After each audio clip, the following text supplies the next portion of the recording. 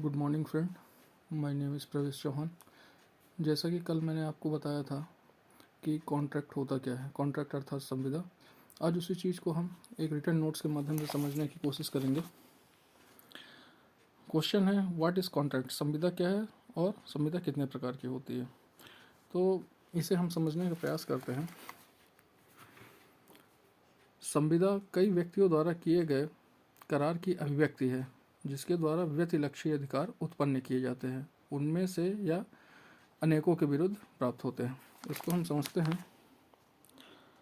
भारतीय संविदा अधिनियम के अनुसार विधि द्वारा प्रवर्तनीय करार संविदा कहलाते हैं। जैसा कि मैंने बताया था, विधि द्वारा प्रवर्तनीय करार अर्थात जो कि ऐसे कॉन्ट्रैक्ट, ऐसे एग्रीमेंट, करार यानी होता है एग्रीमेंट, जो कि एनफोर्सेबल बाय लॉ हो, मतलब विधि द्वारा प्रवर्तनीय हो। संविदा का निर्माण उस समय होता है जबकि एक पक्षकार एक प्रस्ताव स्वीकार करता है और जो दूसरे पक्षकार द्वारा किसी कार्य के करने या उस कार्य से अलग होने के लिए प्रस्तुत किया जाता है। अगर हम मान लेते हैं कि एक पक्षकार है जिसे किसी कार्य को करवाना है और सामने वाला जो पक्षकार है, दूसरा पक्षकार, अगर उस कार्य को करने के लिए यदि रेडी होता है तो उसे क्या कहेंगे हम, इन दोनों के बीच में कॉन्ट्रैक्ट हो गया है, अर्थात संविदा का जन्म हुआ है। प्रत्येक संविदा में एक करार समाविष्ट होता है, किंतु यह आवश्यक नहीं है कि प्रत्येक करार एक संविदा हो। क्यों? क्योंकि वही करार संविदा होते हैं जो विधि द्वारा प्रवर्तनीय होते हैं, अर्थात वे सभी एग्रीमेंट जो लॉ के द्वारा एनफोर्सेबल होते हैं, सिर्फ वही कॉन्ट्रैक्ट होते हैं। विधि द्वारा कोई भी करार तभी प्रवर्तनीय होता है जबकि उसे धारा 10 में उल्लिखित समस्त शर्तों को पूरा कर सके, अर्थात जो धारा 10 में जो भी शर्तें दी गई हैं उनको जो पूरा करेगा तभी वो करार क्या होंगे, कॉन्ट्रैक्ट बनेंगे। संविदा अधिनियम की धारा 10 के अनुसार सभी करार यदि वे संविदा करने के लिए सक्षम पक्षकारों की स्वतंत्र सम्मति से विधिपूर्ण प्रतिफल के लिए एवं विधिपूर्ण उद्देश्य से किए जाते हैं और एतद द्वारा अभिव्यक्ति रूपेण शून्य घोषित नहीं किए जाते हैं, वे संविदा हैं। चलिए हम समझते हैं कि संविदा के लिए कौन कौन सी आवश्यक शर्तें हैं। पहला, पक्षकार करार करने हेतु सक्षम होने चाहिए, अर्थात जब पक्षकार जो है जो करार करने के लिए सक्षम होंगे तभी वो संविदा बनेगी।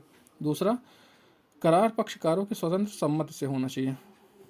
ठीक है, अर्थात ऐसा नहीं है कि कोई भी मतलब करार कर दिया है, जब तक उसमें पक्षकार स्वतंत्र रूप से सम्मति नहीं देंगे वो करार नहीं बन पाएगा। संविदा के लिए प्रतिफल होना चाहिए। प्रतिफल का अर्थ क्या हुआ कि अगर एक व्यक्ति कुछ सामने वाले के साथ एग्रीमेंट करने की कोशिश करता है, उसे कुछ पैसे देता है या कुछ भी टाइम लिमिट दी जाती है और उसके बदले में दूसरे पक्षकार को कुछ प्रतिफल मिलता है, तभी वह संविदा बन सकेगी। अगला पॉइंट देखते हैं। प्रतिफल का विधिपूर्ण उद्देश्य होना चाहिए, अर्थात जो भी हमें प्रतिफल मिलने वाला है उसका क्या होता है, एक पर्टिकुलर उद्देश्य होना चाहिए। Consideration should have a legal object. पांचवा, अधिनियम के अंतर्गत स्पष्ट रूप से शून्य घोषित नहीं होना चाहिए। It should not be void under the act. ठीक है, चलिए हम आगे देखते हैं। इसमें संविदा के प्रकार, कितने प्रकार की संविदा होती है, काइंड्स ऑफ कॉन्ट्रैक्ट। पहला है एक्सप्रेस कॉन्ट्रैक्ट, दूसरा है कंस्ट्रक्टिव कॉन्ट्रैक्ट। पहला है अभिव्यक्त संविदा और दूसरी है प्रलक्षित संविदा, और तीसरी कौन सी होती है, इम्प्लाइड कॉन्ट्रैक्ट, विवक्षित संविदा। ठीक है, इन्हें हम विस्तार से जानेंगे। अभी हमने मोटा मोटा पॉइंट देख लिया है और फिर इसको आगे डिस्कस करते हैं। Thank you.